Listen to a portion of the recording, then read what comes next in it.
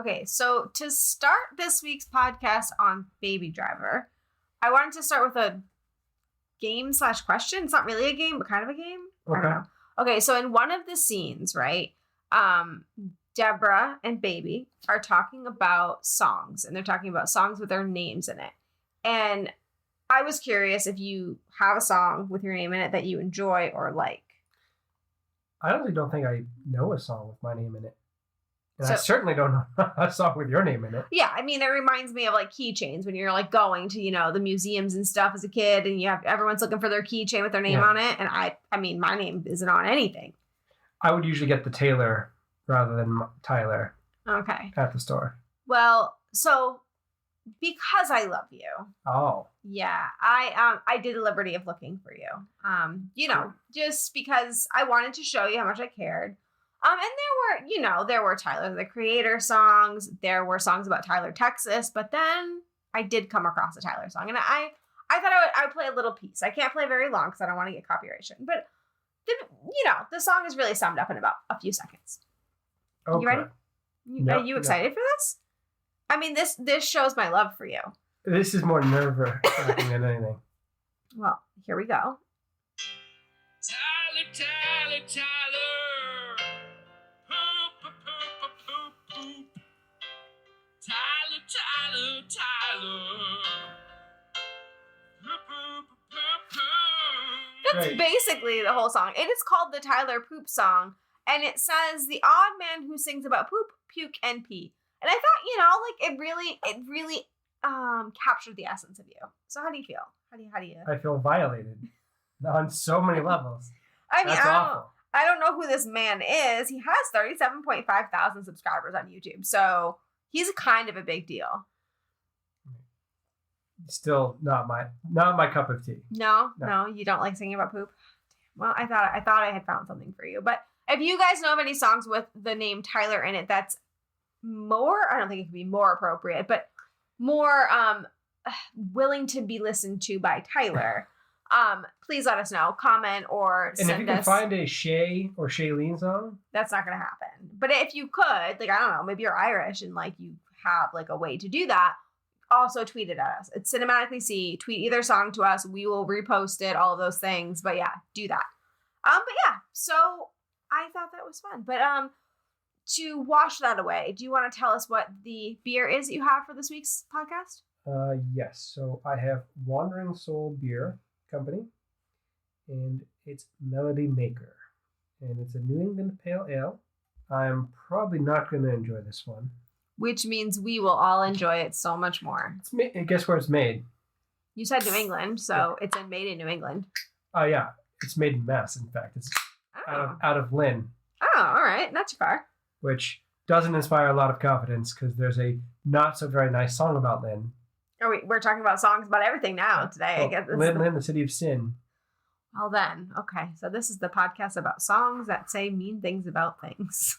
Yeah, that's a lot of Christmas tree. Yeah, not a fan. That's a lot of hops. Yeah, three. Three's not that bad. 2.75. It's not great. No. No, Well, I'm sorry to hear that. certainly not as good as the last one. No. Not everything can be Paddington Bear. Yeah. Okay. So, anyways, getting into the actual meat of the podcast, do you want to give us a brief synopsis of Baby Driver? Brief synopsis. Brief synopsis.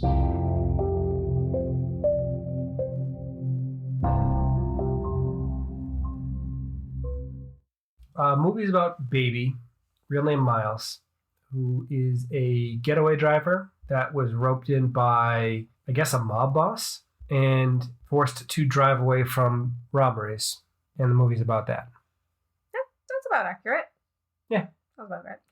Okay, so we usually go into IMDb and talk about what we know about the actors, blah, blah, blah, blah.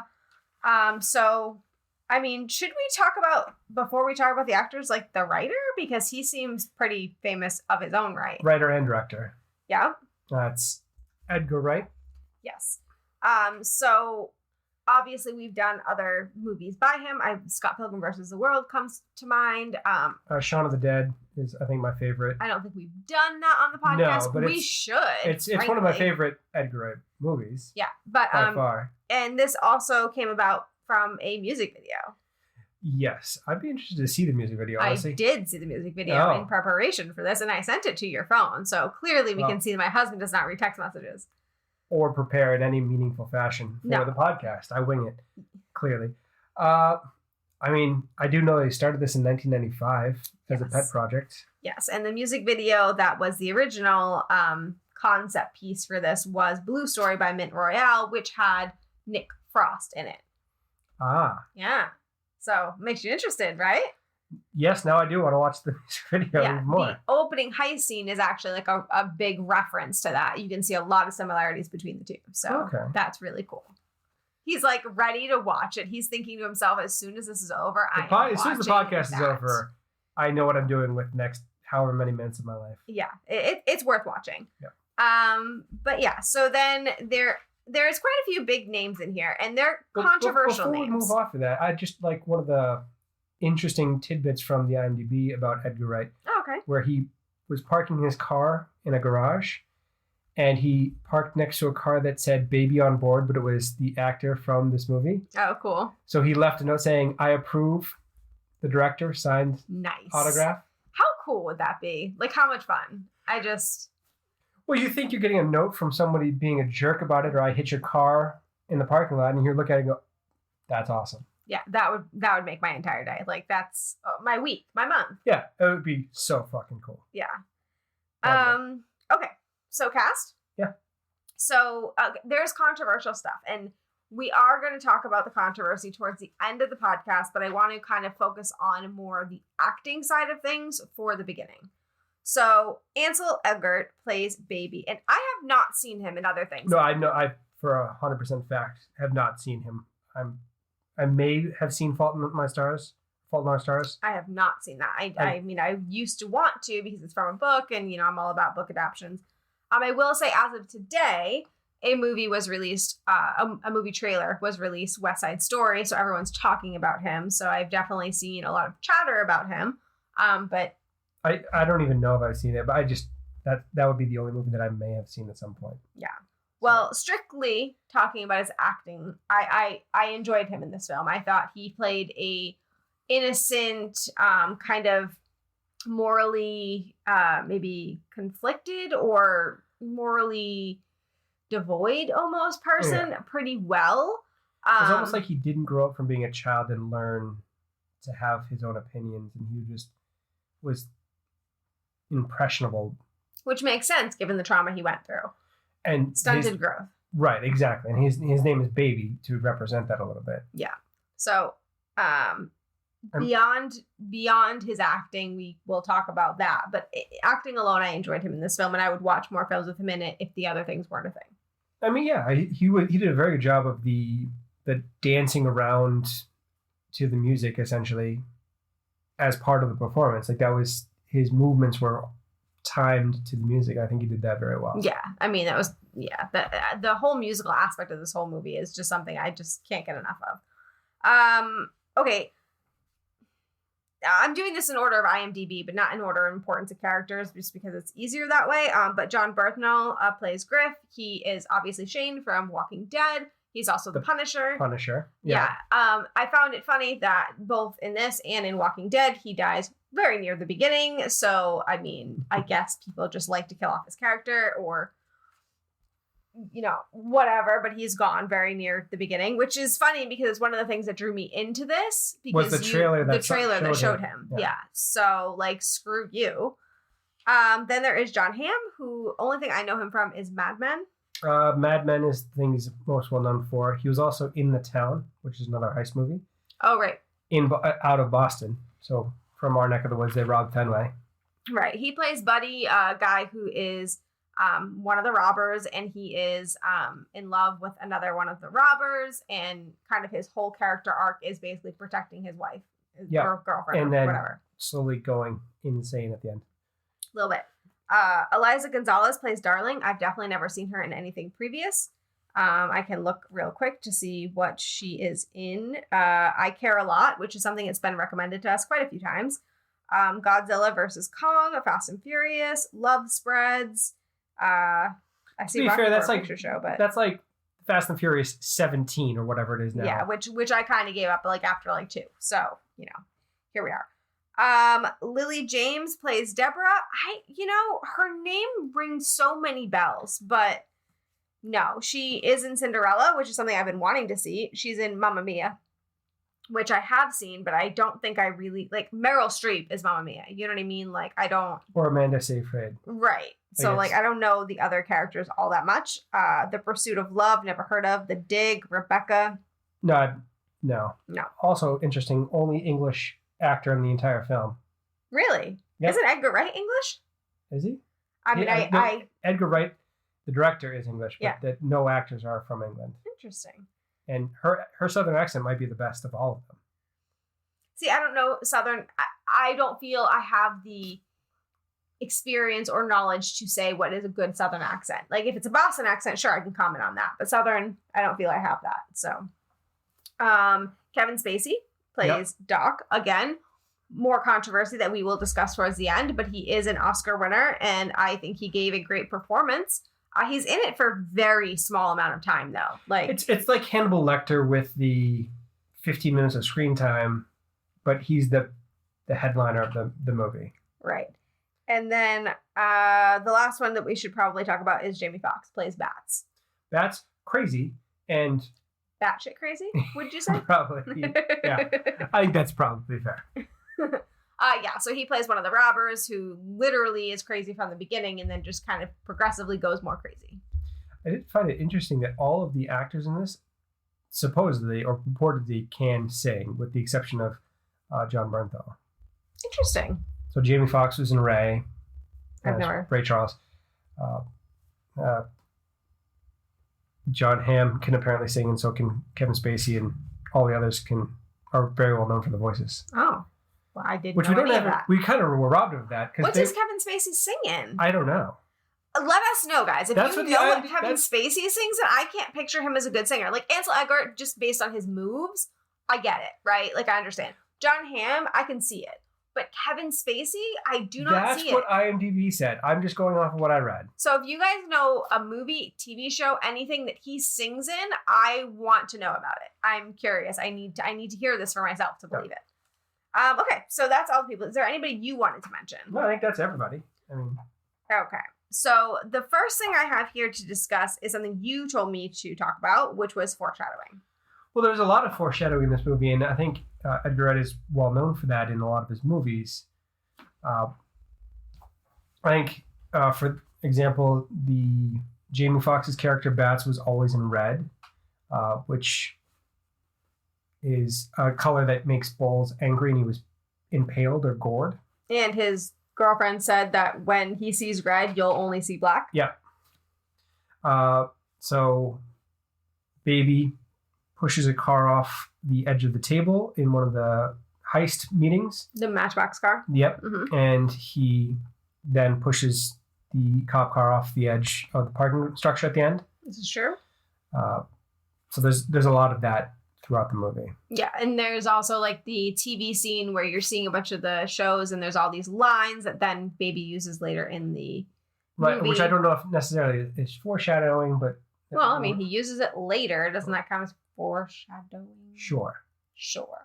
But yeah, so there's a lot of Easter eggs also. There's a lot of things in here that connect back to other Edgar Wright films, that connect to other films and altogether, that foreshadow all that stuff. He Or just really cool does little great with things that. that are in the movie. The opening sequence where the song graffiti? lyrics, where the graffiti on the wall in Atlanta was great. That was awesome. Like, I had so much fun. I mean, with I don't that. know if that counts as an Easter egg because it's clear and prominent on the screen, so it's not a hidden thing, but But it's so really cool. it's a great I'm touch. actually curious if you can actually see that, because apparently it was done by Atlanta street artists, and I'm curious if it's like still there, because it's not something you can get rid of easily unless they painted over it. Well, I mean, it would depend on what the city has done. Yeah, I kind of want to know. I kind of want to go there. Like, if anybody's from Atlanta and knows that it's still there, like, let me know, because like that gets added to my travel list. Absolutely. But anyway. So, Okay. So the next one we have on here is a question you asked. If listening to music all day, every day, why don't you buy other headphones? Yeah, that really bothered me. So the iPod headphones are terrible in terms of the quality and the comfort. Mm-hmm. I'd go with a nice pair of not in the ear headphones, but just the outside bigger headphones. Yeah, that makes sense. Just for quality of life. But I mean, also, though, you got to remember he's doing things where he doesn't really want people seeing the headphones all the time. Like he would rather be inconspicuous that way. I mean, you still have them in your ears. I mean, if But you're it's walking not down like the street, waving a flag over your head. I mean, I guess, but at the same time, I would personally go with the more comfortable headphones that are noise canceling or better sound quality and Right. don't give you a headache after a few hours of use. Fair. Edgar Wright did say, it was in one of the IMDb trivia pieces, that if he had been stealing since he was 12, then all of the iPods and sunglasses that he had, he would have stolen, because that's what a 12-year-old kid would be stealing. So none of the iPods are actually his. They're all things he stole from I cars. think they're stolen from cars. I think that's fair, but if you steal a bunch of iPods, then you don't have to use the headphones, I guess is my problem. You could buy a nice pair of headphones. But maybe it appeared that he was saving that money for something. Like he didn't look like he was spending any of it. No, he was saving it, but he was saving it for his foster father, I guess. Yeah. So maybe he just took what he could take and then saved the money for his father or stepfather, foster father. I mean, that's whatever. That's fair. They're not that expensive. If you have that kind of money in the floor, buy yourself some. It really bothered you? Yeah, it really did. It took you out of the movie? It kind of, yeah. It was, Okay, well, I'm really sorry. Maybe you should get up with Edgar Wright. I will next time I see him. Okay. So for the next bit of this podcast, I have a lot of questions. Just a lot of questions, a lot of things. So just bear with me here, okay? So number one is, if we were criminals, would you kill for me on command? Because Darling asked Buddy this, and he says that he's done it multiple times apparently, and that he would do it for her. So I'm just curious. I mean, it would depend on why. Just because he looked at me funny, because that's what she said. I think you might have to get over that one. You wouldn't do it? Looked at you funny? No. But if there was an actual... I mean, is that a barometer for love? Should I feel like Buddy loved Darling more than you love me? I'm not sure. Darling, that was movie love and romance. That's not reality. I mean, who's to say? It's totally... I'm to say. Okay, so, all right. Let's bring it to a little bit more reality. What if somebody, did something, threatened to hurt me? Yeah, I can see myself killing for that. You would? Yeah. Okay, so you'd kill for me if I was in danger, or if I was assaulted in some way or something. Very significant, valid reason. Or for example, the gunfight in this movie. I'd kill people to protect you from getting shot. Now, what if I had gotten shot? Would you kill for me then? Yes. Okay. So you just wouldn't do it for no reason. Right. There has to be a valid reason. I mean, there are limits to things. I would do anything for love. But I won't do that. Yeah. Well. Okay then. Well, if you wanted to know, would you kill for me? No. No, you turn me in if I tried to kill someone. 100%. 100% you would be going to the police, and I'd have to kill you before you got there. Probably, yeah. I'm really by the books, and I don't think anything would change that. Probably, yeah. Or I would just run away and pretend like I don't know anything and hide underground, but I would not be. Spousal privilege. You can't talk to the police. Well, right, but you look awfully suspicious when you invoke that. So, yeah, but no, I don't have the capacity. So, no. Thanks, dear. You're welcome. Okay, number 2. So, we actually did that one. So, hold on.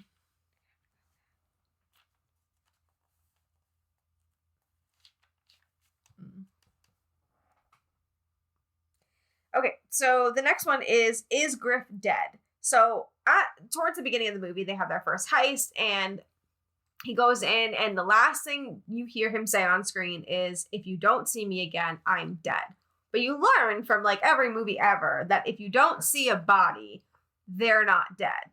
So even if you see the body, they're oftentimes not dead until you see them dismembered or beheaded. It's Right. I mean, you even see that later on in this movie with Buddy, where you see the car fall off and you're supposed to assume he's dead, but then obviously he's not because he's there and attacking and whatever. So Edgar Wright obviously subscribes to the whole idea if you don't see the body, they're not dead.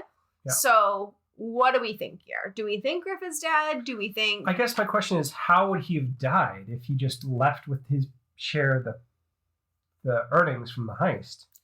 Wouldn't the assumption be that he got killed in the shootout, in the crossfire somehow? Well, he wasn't involved in the last heist, though. No, he wasn't involved in the last heist. He was involved in the first heist. Yeah, so he had nothing to do with the fallout from the rest of the movie. So he's no reason to be involved or in danger. He could be very well on vacation sipping Mai Tais on a beach. So we don't think he's dead. I don't. So he's also the Punisher, so I'm going to go with probably not. But what was the point of having him in the film for a few minutes? I'm confused by that. Like, he's a well-known actor, but like, what do you think the point was? Like, do you think that it's possible that it's setting it up for a sequel, trilogy, whatever? I mean, I think that's quite possible, given the fact that, it's possible, but at the same time not possible, because I think the driving force in this movie was Doc, or Kevin Spacey's character, because otherwise Baby has no reason to do the things that he's doing. So you're saying it's not possible because of real life things, not because of what happened within the movie? No, real life things, Doc died. He got run over by a car and shot a bunch of times at the end of the movie. Yeah, but if Griff decided to take over and become basically Doc, that's a thing that can happen.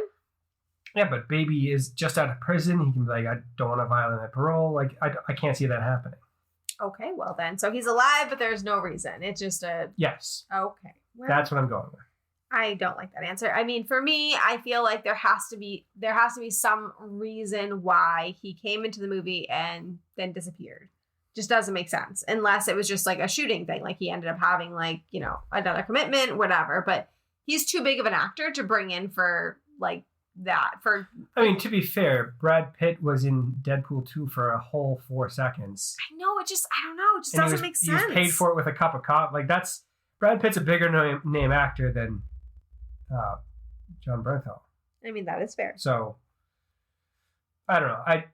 I think he's alive, and I think he's the one person that got away from this all. That is possible. Okay. Okay. So Baby and Debora, right? Yep. So Baby meets Debora at a diner, and you kind of see flashbacks of his mother when he meets her, and you kind of see how the mother possibly worked at the diner. The mother was also a singer, and you see Debora singing, all that kind of stuff. So my first question to you would be, does he actually love Debora, or does Debora just remind him of his mother? Well, you're going straight Oedipus with this. You're going straight to... They did the flashbacks for a reason. You're going straight Oedipus and Freud? You're going... I can't help it. All the signs were there. I'm going to go with he genuinely cares for her, because the alternative is just really creepy. But, like, he fell in love with her before they even, like had a real date. You could see his infatuation with her. Just... Yeah, there's love at first sight. I mean, how is that not a thing? There's love at first sight with a woman who works at the same place as your mother and reminds you of your mother? We don't know that he... He has a flashback of his mother when he's in the diner talking to her. I think that's more to do with the diner than the woman. Do you? Yeah. I don't know. I feel like the movie was telling us something. I disagree. I think he goes to the diner because it helps him with the memories of his parents. Mm-hmm. And he goes there to think about that and reminisce. I mean, okay. But then further, is she connected to Doc in any way, shape, or form? And I have a reason for asking that, but... I mean, I doubt it when she says your friend did this. Like, she didn't acknowledge Doc in any way. Okay, but you ready for my reasoning? Okay. Okay, so towards the end of the movie, right, Baby is, did all these bad things, and he goes back to Doc for help. And Doc is like, I want nothing to do with this. Like, too bad for you. I'm out, whatever. And she walks in, and they start, like, then he agrees to help. Damn. Yeah, he says, like, well, look at you two, I'm going to help you kind of thing. Like all of a sudden a turnaround. That's a damn good point. I'm really good at good points. So I'm just wondering, like, is she related to him? Does he know her? And does he have a reason to protect her?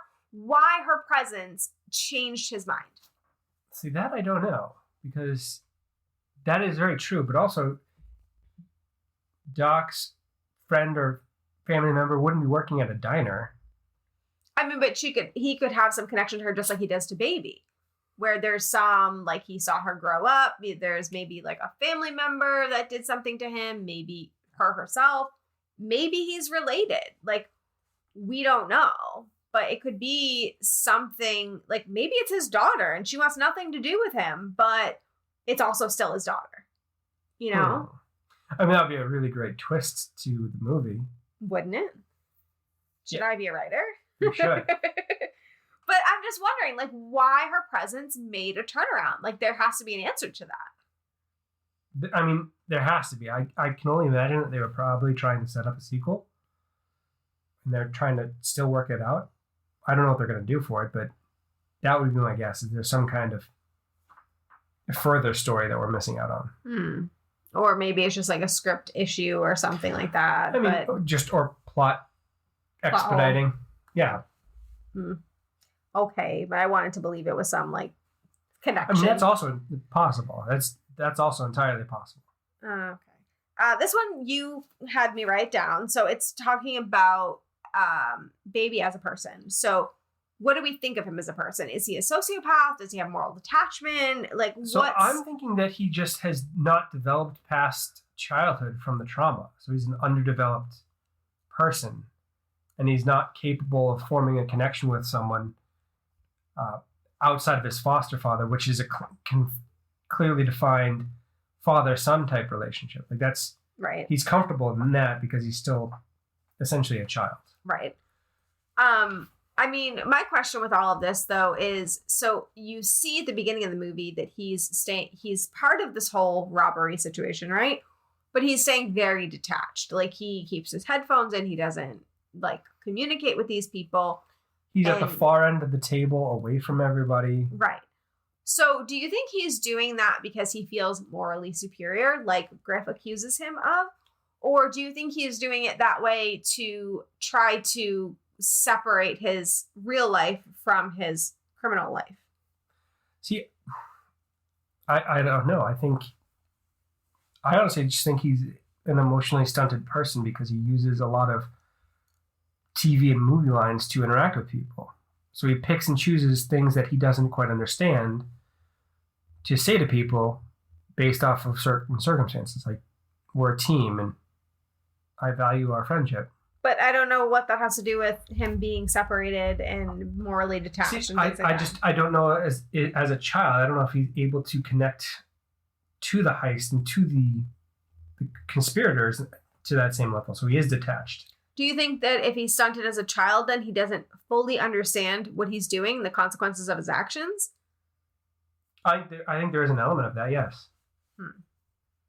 So then, if that was the case, then he would essentially have some kind of judgment issues, but that is shown to be not true because, like, when he steals the car from the woman, he knows to give her the purse because he realizes what he's doing is wrong.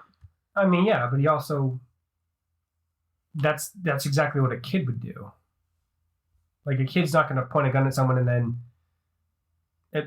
do anything further. They're like, I'm sorry. I'm not trying to be... Really? That's what you think? I think he feels remorse and he still has that childlike innocence and he just, yeah. Okay, so you just think that he just isn't really fully grasping how big what he's doing is, and so he's detached from that. I don't think he fully understands exactly what the stakes are. Like, he tries to prevent people from getting shot. Doesn't go very well. No, he can't control that. No. A lot of people get shot in this movie. Yeah, that is fair. I don't know. I think he doesn't have the ability to connect with people because of the trauma from his childhood. That's fair. Okay, so the next one kind of connects with that then. So as the driver of this whole thing, yeah, negating the ending, is he responsible for what is happening? Like, as responsible as the robbers? Like, should he get it as much of a sentence? If after the first heist they were all caught, should he get as big a sentence as the rest of them? I mean, are we talking legally, or are we talking what we think, barring the actual law? Because the actual law is very clear. Well, I guess both. Well, so the actual law is very clear that if you are involved in the commission of a felony, any of the crimes that are associated with that, you can be prosecuted for. Of course you in can almost be. all states. So there's I'm not asking if you can be. I'm asking, should you be? I mean, I don't think that any of the murder he should be charged with, because he was very much trying to avoid that at all costs. Mm-hmm. But on the flip side, he is definitely involved in a lot of things. He did kill somebody. I'm saying after the first heist. We're talking about that first. I mean, yeah, he's a core member of the stealing, so he should be charged with all of the stealing aspects of it. Just as much as the others. Yes.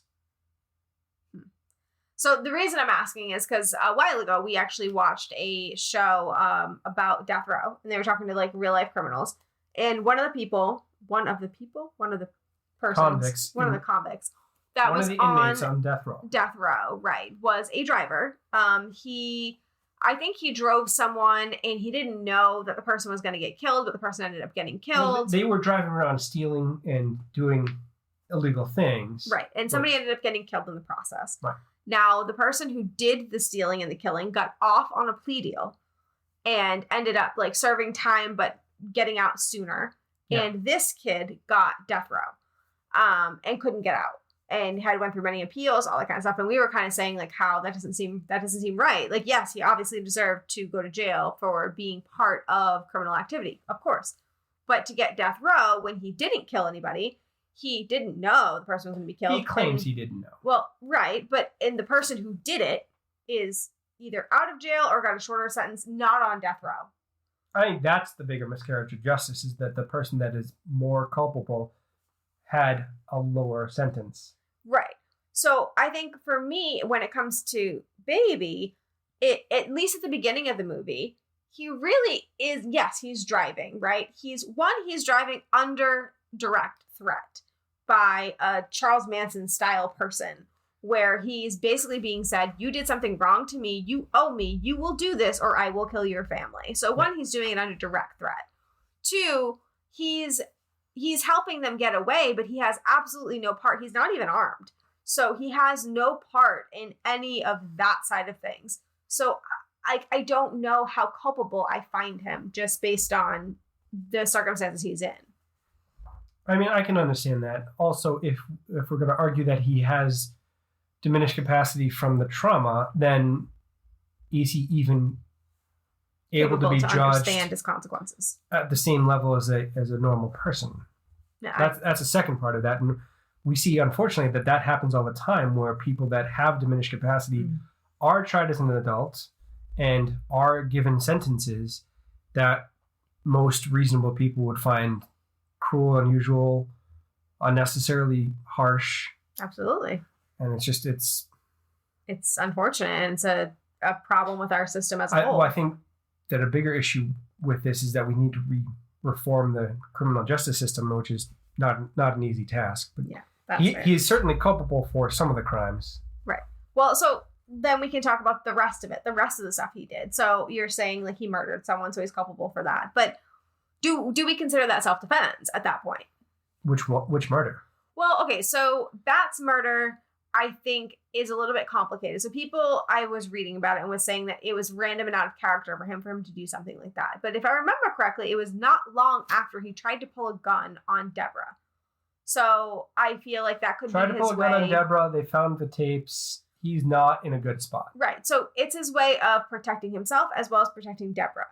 So one, is that self-defense? But then also, obviously, when it comes to Buddy, is that self-defense? He was clearly trying to kill him. I mean, Buddy, certainly that is self-defense. And now, did he deserve being a Buddy trying to kill him? In some ways, sure.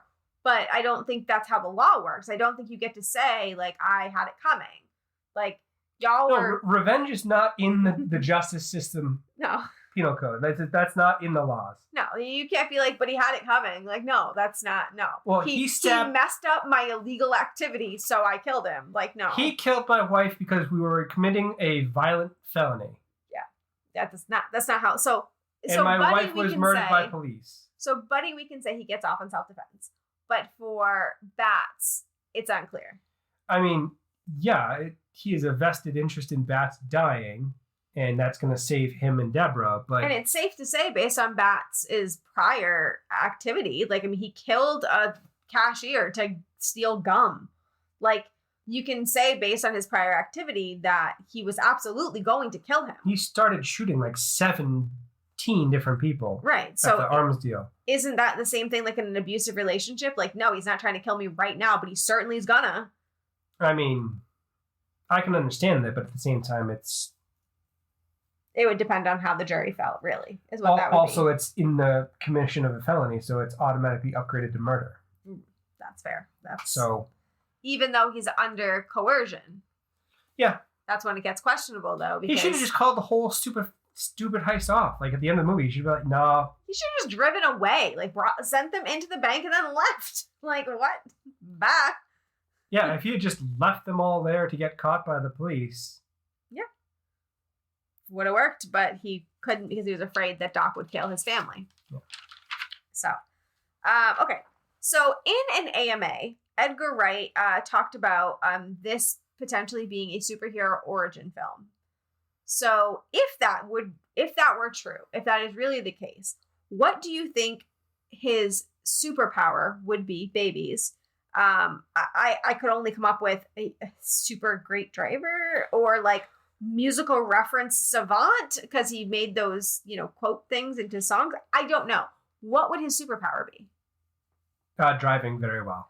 So, super driver? Yeah, I mean, he has to have something more than that. I mean, I feel like, so like a lot of superheroes, right? It always comes from their flaw. Like, Two-Face. I mean, he's a villain, dear, not a hero. But most of them come from some kind of flaw. I mean, even Batman's an orphan, and that's how he like becomes Batman. Yeah, it's rooted in trauma right. And the fact that he has the means to fix things. Right. So baby's flaw would be tinnitus, right? That's what we see here. So how does that translate into a superpower? Like, does he get like super lip reading skills or something? Because we see that he can do that like really, really well and like creepily well. I don't know, but like I've been trying to sort out like what kind of superhero would he be? Would he be like one of those flawed superheroes, like the Punisher, who's like bad but good? Like tell me, I want to know. I mean, he needs something more than just driving. He needs like, and he needs more than tinnitus. He needs to be able to fight or just do something more than drive. I don't know. I'm curious how this would play out. Like maybe he can fight on like beat. I don't. Dance competitions. Dance battle. Dance battles, yeah. It's the epic dance battle driver. I like it. Okay, and then finally, we gotta talk about the Bechdel test. Now, we didn't do this in the last one, and I'm actually kind of sad about it, but also it was a cartoon-ish thing. It was CGI. And it's kind of hard to do Bechdel test when it's a kids' movie. It's tough. Yeah, I mean, there are very few scenes where there were no women in this movie. Like it's hard to do. There were 2 women in this film, first of all. That didn't talk to each other. Well, so it failed. Okay. Yeah, it fails miserably, but it's not a woman-centric movie. Like it's not. I mean, no, but I think the problem that I have as a woman is the 2 women that are in the film are completely and entirely dependent on their men. They do not have like legs to stand on their own. When Debora meets him, she basically moves mountains for him. She changes her schedule for him. Everything she says to him is like, she's going to do everything for him. Like he asks her things that she wants. Whatever makes you happy. Like that type of personality. She has nothing of her own, no agency of her own, nothing, right? Everything is just to further him.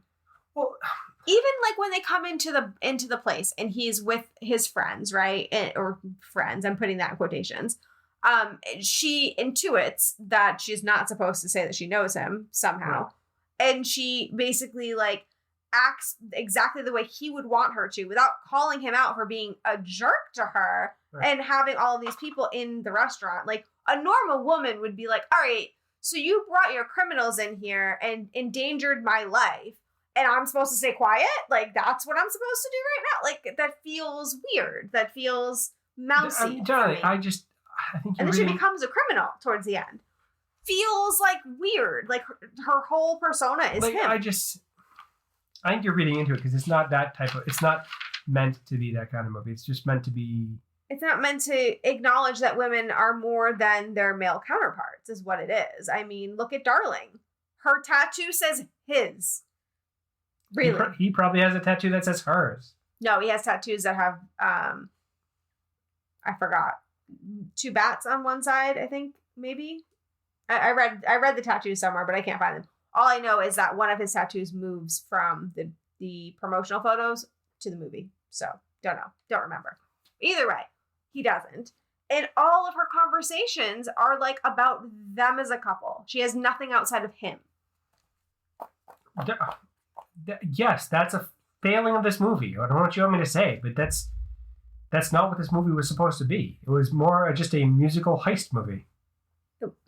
Yeah, a musical heist movie can still have women have their own lives and own personality outside of men. I mean, I guess aren't most criminal activities done by men? Aren't most robberies committed by men? Probably. But why put a woman in here if she can't stand on her own 2 feet? I don't know. Because you wanted sex appeal. That's why you did it. I didn't write the movie, dear. I'm just saying. I'm just saying. It bothered me. Anyways, we can move on to your history minute if you have one. Tyler's History Minute. So I have a few. So in this movie, they rob the post office. They do. Thank you for letting me know what the plot was. Which is a terrible idea because not only is that a crime, it's a federal crime. Yes, that is it. And they take that very seriously. Now, one quick question about that. They robbed the post office, but why did they have to rob the post office to get money orders when somebody that they know was the one making the money orders out? Was there a reason they had to go through the post office? No, so they knew someone that could fence the money orders. Oh, okay. Got you. But they needed to steal the actual slips from the post office. Understood. Okay. So each letter, if you steal a letter from the post office, is up to 5 years in prison and a fine, or both, per letter. I'd rather not. Yeah, so don't steal from the post office. Thank you. Noted. The post office was started in 1775. It's actually older than the country. Was it started? Who was it started by then? It was started by Ben Franklin. Before the country was founded?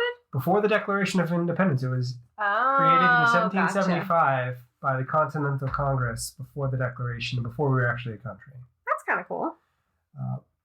In 1792, James Madison, one of the other founders, created a almost Robin Hood-like scheme to upcharge letters, because those are sent by lawyers, businessmen, and rich people, so that they could fund cheap newspapers to get the public informed. So it's like Tax the Rich before Tax the Rich became a thing. Basically. Yeah. And then lastly, because the movie is Baby Driver, you could actually, in the 1900s, mail children. What? You could mail babies. With air holes, I hope. With stamps. So they would be accompanied by a post officer along the route, but actual children, 3 months old. How does that work? Do they take care because the mail went slower back then? Well, they were put on the train. So this is in the 1900s. So I believe it started in 1914 and 1913 and went till about 1915 before. So it was like a child courier service through the mail? Essentially, people realized it was cheaper to send them by mail than buy a train ticket. So they sent their kids by mail. And they paid in stamps. Yes, correct. And they didn't know who was going to be assigned to their child. It was whoever postal carrier happened to get that package. Correct. So a couple of the instances. Do you put the stamps on their forehead? How does this work? I don't know the specifics of that, but there are actually old-timey photos of postal employees with children in their carry sack. Is that supposed to be like a cutesy thing, or is that how they really carried them? That's, I think, both. Okay, this is confusing. I feel like there needs to be a Halloween costume this year of like a postman with a sack and a baby sticking out and being like, no, I'm just taking them in the mail. Well, I think a couple of them, the postal employee might have been a relative of the child. I mean, okay, that makes sense. But sure. it happened where they just mailed them rather than sending them on a train. Well, so like to note, nowadays you cannot mail your they children. very much made that not a thing that you can do. Yeah, so like don't try that. Like please. Also, even if you could get away with it and you like put your child in a box or something, you don't want them on the conveyor belts. They'll probably get very hurt, if not die. So well, I don't think it was conveyor belts at that time. No, and I also think that they weren't like putting their child in a package. It was probably somewhere along the line of like just bringing their kid to the post office and like saying, my kid weighs this amount. Yeah. How much is it going to cost to send him to Albuquerque? This feels weird. This feels similar to like exchanging like cows for a woman type situation. Very strange. But no, that's actually part of the history of this. You could mail babies. Well, thank you for sharing them. I don't know how you found that out, but thank you for sharing. Well, I used to work at UPS. Oh, well, that's not USPS. No, it's not, but it still goes out.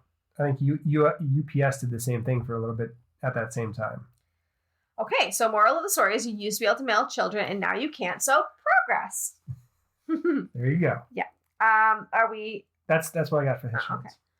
So audience asks. Audience asks.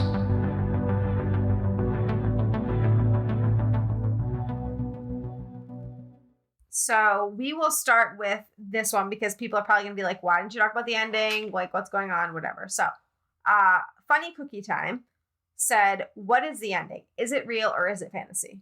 Oh, it's fantasy. He's dying. He was executed by the state for all of the murders that he was involved with in the state of Georgia.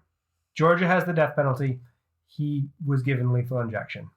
Okay, so just in case like anybody hasn't seen it and they're curious like what we're talking about. Spoilers, by the way. Well, I mean, obviously everything in this podcast is spoilers. But anyways, at the end of the movie, you see him walking out and he's like out of jail. He hasn't aged at all. It just seems all very strange. And you don't know, like, did he get paroled? They did mention that he could be paroled in 5 years. Did that happen? Yes, or... but also they said on count 21, 25 years parole after 5.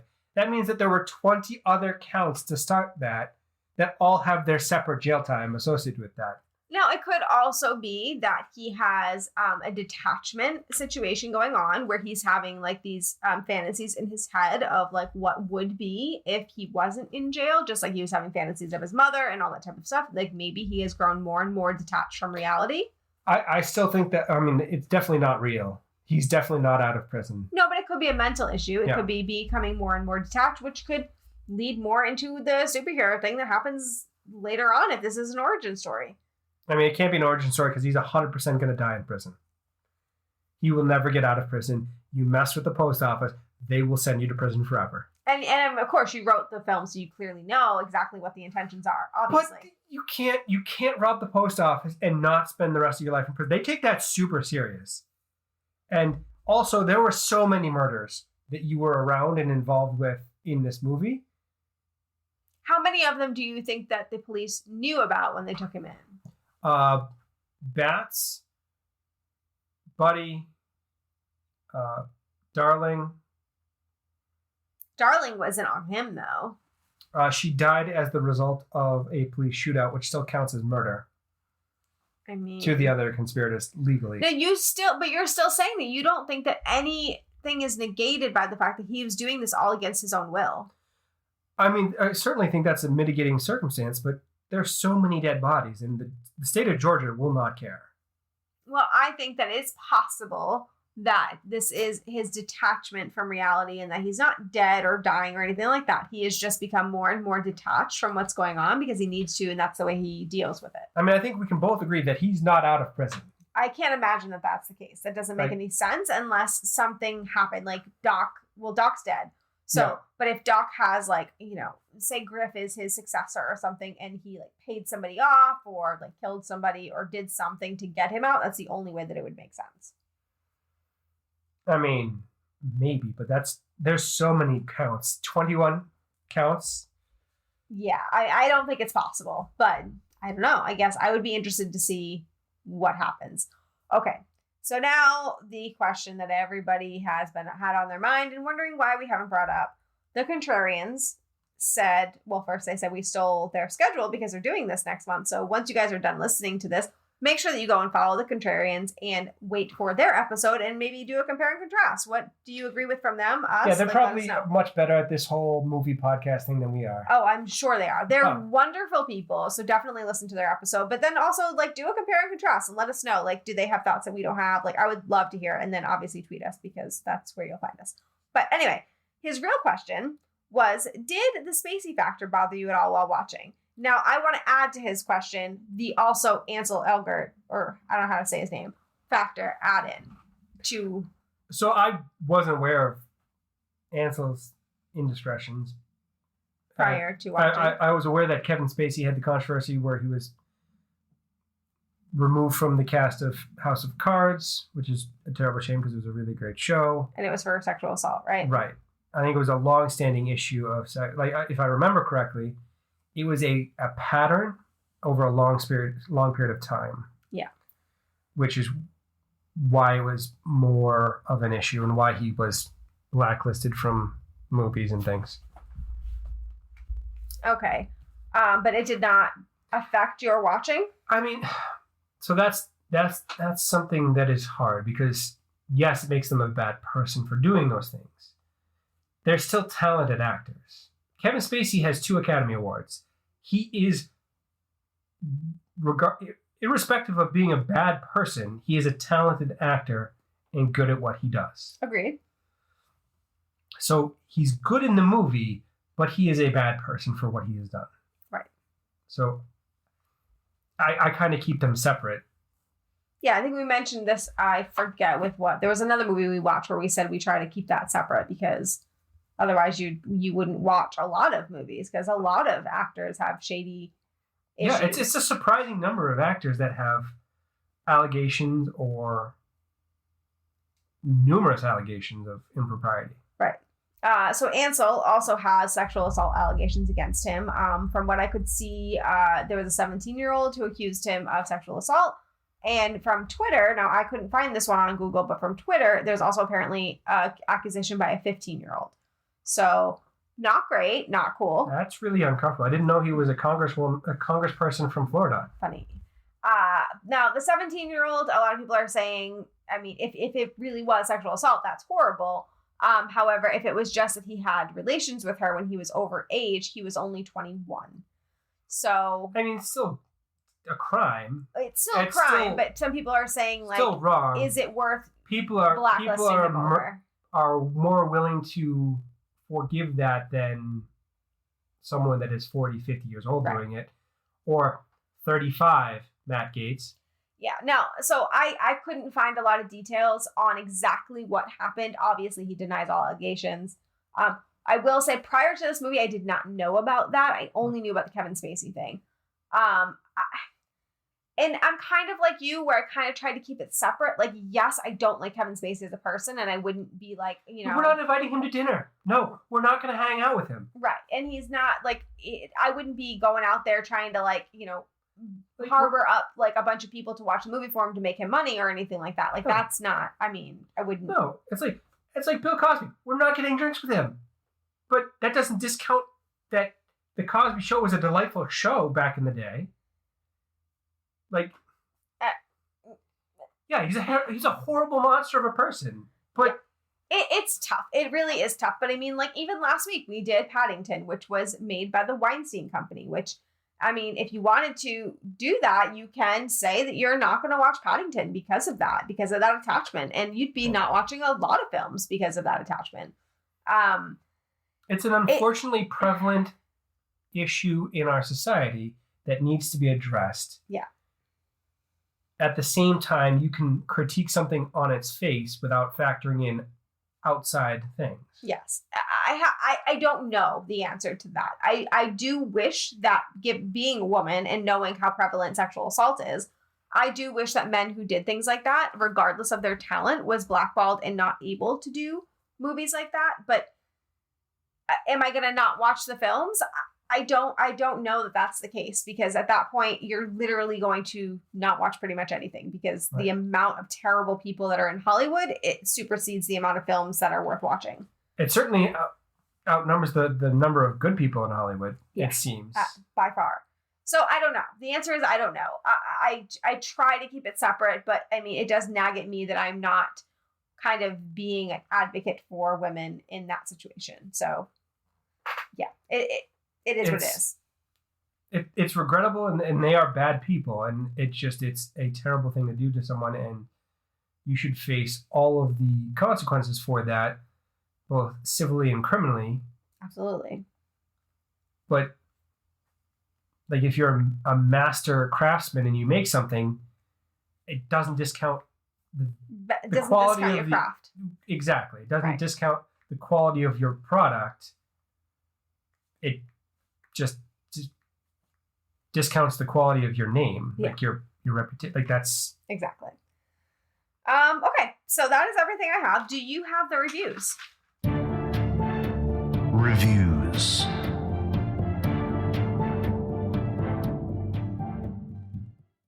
Reviews. Rotten Tomatoes, the critic score it was a 92. Okay, that's actually a good score. Very high. That's up there with Paddington, so we're 2 for 2 in the 90s. Oh, good for us. The audience score is actually higher than Paddington, 86. Wow. Yeah. Interesting, considering that all of the reviews I saw on Twitter and stuff was just trashing it. So I saw quite a few, and it was really polarizing. So people either really loved this movie or really hated this movie. You see the reasons? I mean, a lot of people criticized the lack of character development. Seemed to be an issue. Especially with bats. I see that. Yeah. A lot of people, almost everyone loved the soundtrack. Well, who could? Yeah, who wouldn't? It was full of bops. Yeah, it was just great. So I think it comes down to going to the movie expecting a fast-paced heist movie or expecting character development. If you're going into it with the in-depth dive into a person, you're going to be disappointed. Yeah, and which is funny because I normally am very much about character development, but in this movie, it didn't bother me. Now, do you think that's because of the music and you were jamming along? Because I was bopping? Yeah. No, I think it's because the characters that didn't have character development to me were just plot devices, and they didn't need that development. The only person I wish had more character was Debora.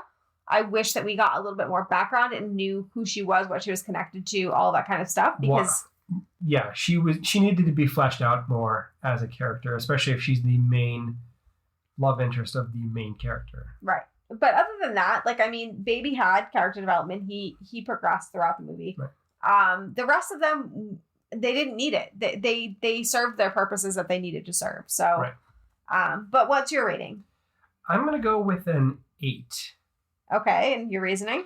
I mean, it's a great movie with fine acting. Character development was a little bit lacking.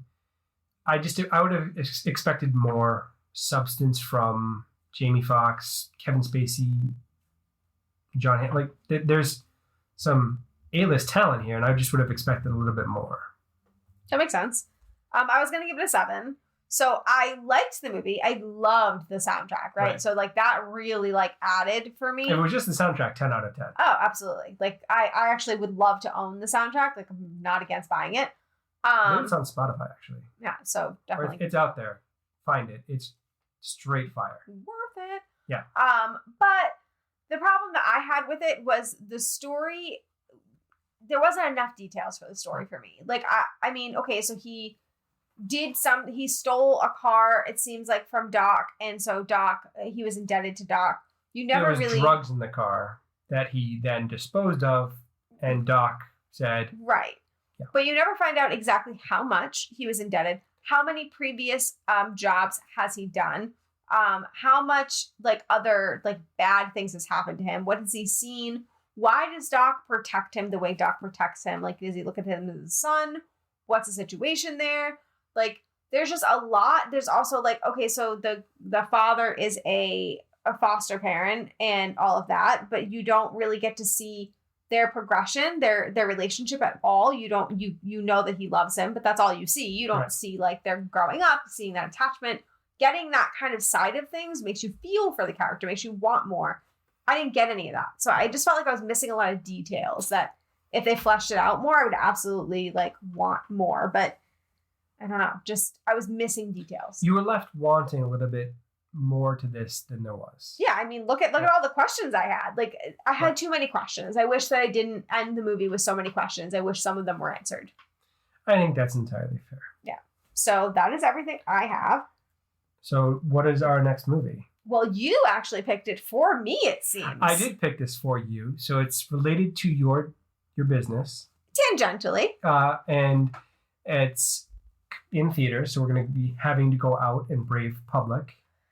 Yes, that is going to be an experience. If you want to hear me have a panic attack about This will be literally the first time we've seen a movie in public since the pandemic. Yeah. So it's been a long time. Yeah. So if you guys want to hear a full-on meltdown, make sure to come back next week. So the movie is going to be Queen Pins with Kristen Bell. And a great cast. Like, just a fully great This cast. is another one that has a stellar cast. And I expect it's going to be great. But it could also be very disappointing. It has the ability to run that knife's edge of either really good or terrible. Yes. So we will see. So come back next week to hear us have a full meltdown about being out in public in a movie theater for the first time since the pandemic, and hear how this movie lives up to our high expectations or fails miserably. Yeah. Really could go either way. But that is all I have. So thank you to Jake and Athos Music for our intro and outro music, and we'll be back next week with Queen Pins. Thank you all for listening.